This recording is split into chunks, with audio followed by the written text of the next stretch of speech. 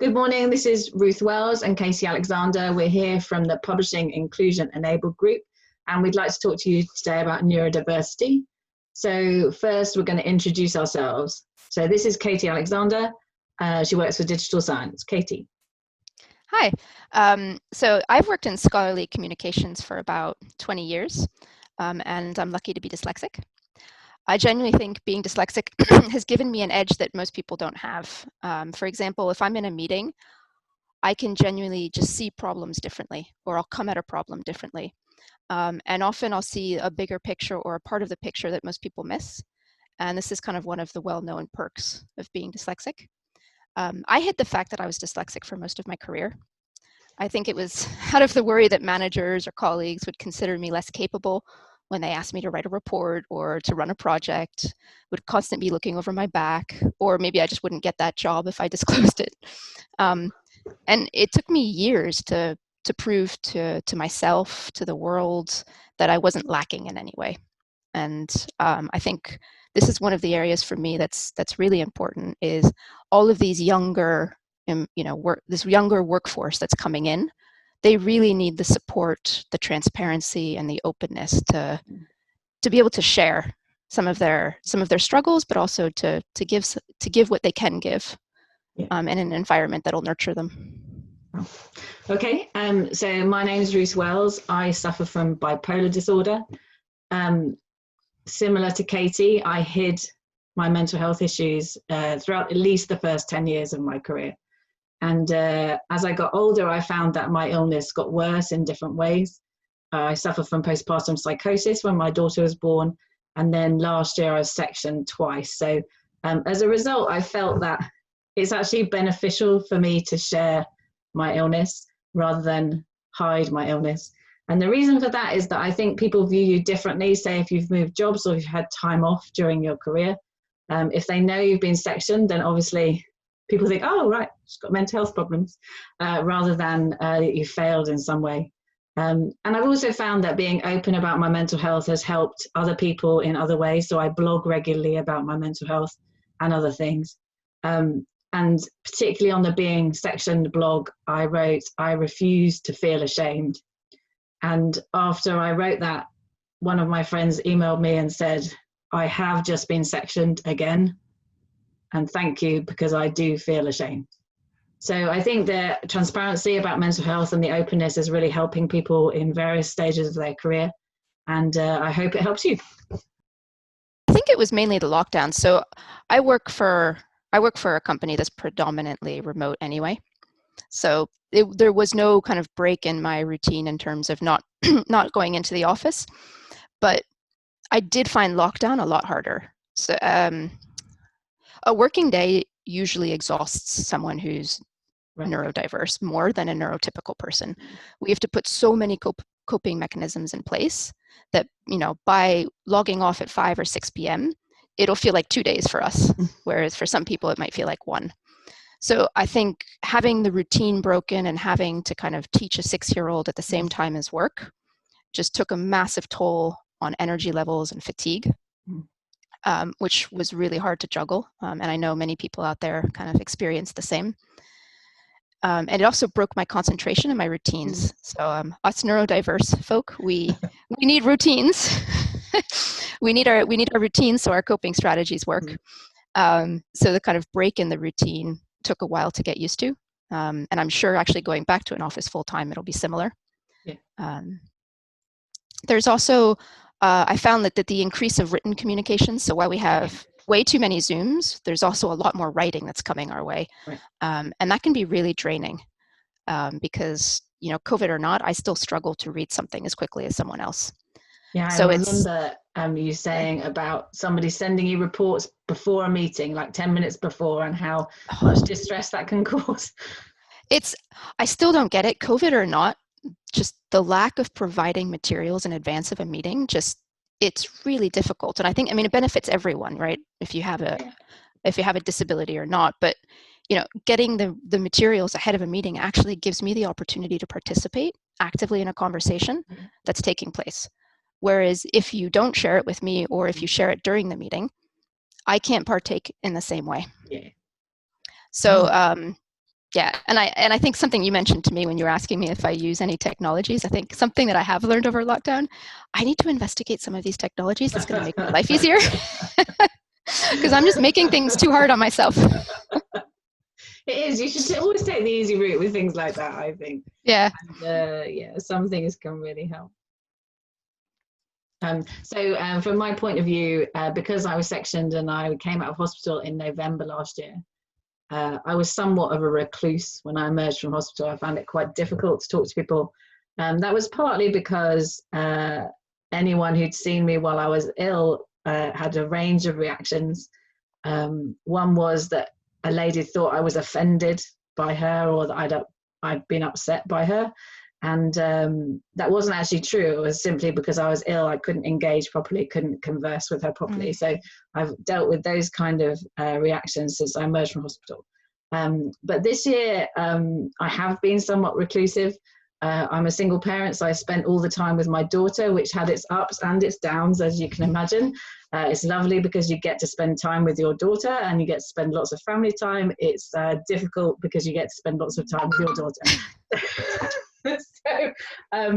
So that's been fairly revelationary for me. We've definitely got closer over the 6 months. It's been great. But yeah, it has had its challenges. I've been very fortunate because I go to a charity called Restore, which is kind of a rehabilitation kind of charity. I was introduced to it by my social prescriber, and they've been really helpful just simply by calling me once a week and asking how I am. I now work for myself. So I guess for me, the challenge was I set up my business in January, and by March we were in lockdown. And so obviously setting up a business under those conditions has been somewhat challenging for everyone, really. Yeah. So in my early career, I did not disclose that I had mental health issues. That essentially meant that I was presenting a mask over who I really was and what I really felt. So on a day where I felt low, I would pretend that I was happy.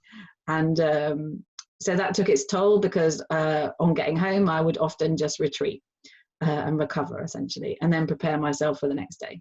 But since around 2014, 2015, after my illness, after my daughter was born, I have disclosed to all my managers. And what I've found is that all of the people I've worked for have been very understanding and compassionate. What I don't think is understood is what questions to ask and when. So obviously with bipolar, then you go up and down. I actually find the depression stage more easy than the up stage. And that's mainly because under depression, I'm still coherent and sane. But unfortunately, as the mania hits and I go up further, then I become less and less coherent. And last year reached this point of psychosis. So psychosis is really where you hallucinate and you're genuinely detached from reality entirely. It's happened to me twice in my life, once after my daughter was born and once last year. Unfortunately, under psychosis, you can't be rational. Part of the illness is you are basically crazy. So if someone is talking to you about performance or objectives or what you should do and how you should behave and how to manage your own behavior, that just isn't in the realm of possibility. So there is a very big difference for me between, just being a little bit up or a little bit down or being psychotic. And obviously at level of psychosis, I'm also very skilled at masking my illness, unfortunately for me, in a strange way. But under psychosis, it means that I can't respond to what you're asking of me. I can't be who you want me to be. And so the kind of level of support is actually that I would need you to call my doctor. It's not, I need you to talk to me about how to manage my behavior or my objectives. It's that this is an emergency and actually my psychiatrist is on the phone. So I think that's a very difficult position for most HR departments and managers, because I think, and also my local community. So in both cases, I would have liked them to call my doctor. But in my local community, many people have said, we thought you were odd. We thought you looked strange. We knew you weren't you, but we didn't know what to do. And we also didn't think we had your permission to do it anyway. So I've just said to pretty much every friend I have in the local vicinity that if they see me behaving particularly irrationally, then to call my surgery, and they know who that is, and they now have my permission. Yeah. And that would have helped me immensely last year. In the ups and downs, then it's more manageable, it's more understandable for people, and your manager can kind of adjust, or be compassionate one day or be sympathetic. But under psychosis is not the same. So how have you, what would you ask your manager to do for you now? Well, looking back, I think I hid it, kind of similar to what you were saying. I hid it for so long for various reasons, right? Worry that I just wouldn't be considered the same as my colleagues, or I wouldn't be given the opportunities to progress that I got. It meant that I probably had to work harder than most people around me to compensate. Yeah. And probably actually work longer hours to kind of get some of the stuff done. But I think kind of looking now, it would be, I mean, it's hard as well, because with dyslexia, it's different for everyone. Yeah. It's not just reading and writing, which is most people assume that it's reading or writing. So I think asking managers just to ask, just ask what I need, and listen. So, like sharing materials before a meeting, things like that, like the smaller things that could just, there's no effort in them, there's no cost. And it would make the world of difference. But I think, it's just, if in doubt, ask. And you might have to ask more than once, because I'm not going to know every single time what will make something better. No, of course. And it changes. But I'll genuinely try. Yeah, it changes. Yeah, like if I'm tired, I will make more mistakes, and I'll probably be mortified by them. Yeah. But when you're tired, all the coping mechanisms, they slip. So yes. So one of the things that occurred to me talking to you once was whether it's easier to have a picture and a diagram than it is to have an essay on something to explain. I know for me it definitely is. Yeah, it definitely is. And I find it with long reports, or and I guess working in scholarly communication, I also often think just about the submission process and all the authors out there that might be dyslexic, and I just don't know how they do it. Like the instructions for authors, and I'm just going, oh boy. To submit it. Yeah. My 6-year-old could probably do a better job than I could. So I think it's just a variety of things, but I think a lot of the changes would actually help anybody.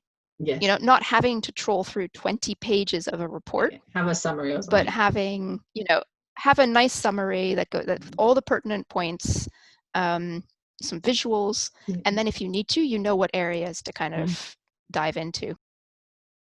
So I have worked in diversity and inclusion for quite some time now, particularly around mental health, but in other areas.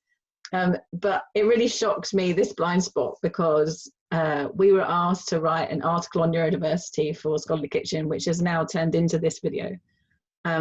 It's quite a long article. I wrote quite a lot down, and Katy and I were collaborating on it. So I, in my complete delusional state, said, Katy, could you write the section about dyslexia? Assuming that would be simple for her, because obviously she knew about dyslexia because she is dyslexic. However, after a kind of time lag, we had a video call to discuss the article and discuss, what we were going to do with it. And Katy mentioned to me that she completely panicked when I asked her to write the section of the article. So in my mind, it was completely logical, ask Katy to write the section about dyslexia. In Katy's mind, she thought, what? And it never occurred to me that would be a problem. And I do consider myself considerate of others and tolerant of difference.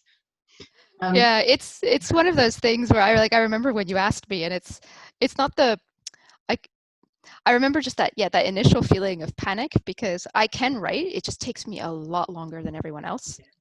And I think with everything going on as well, I was just like, oh God. Yeah. And I had that the initial moment of, oh, please don't ask me to write anything.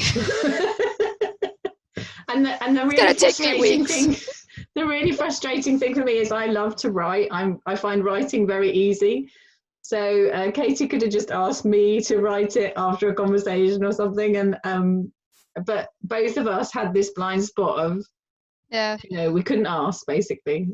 Yeah, and it comes back to that, even after all these years, and what, I've been working for over like 20 years. I should know that I can do this, right? But it's that feeling of being ashamed that still crops up sometimes, where I couldn't just say to you, I don't feel, can we find a different way to do this, please? I think the thing that came across to me from that more than anything was that you have to look at these things with humor sometimes. Yeah. Nobody's infallible, and everybody makes mistakes, and ultimately you will overlook something that's really simple, and the other person might think that's so obvious to me, but it's the same as anything else. You can't know everything about somebody else's circumstances. You just can't. But having the confidence to be able to even have the conversation about the barriers to you being able to succeed, and the things that will help you succeed, is really important. And I think that's probably the overriding message that's kind of come to me in writing this article and doing the video, was that it's a conversation. It's about being tolerant of difference and considerate of others, but ultimately it's a conversation between two people to work out the best way forward. Yeah, and I think it's building that openness and trust and an awareness that the differences that everyone brings it just makes us all stronger. So it's if in doubt, you just ask and be open to the answers. And that's our key message for today, is just ask. It's very simple.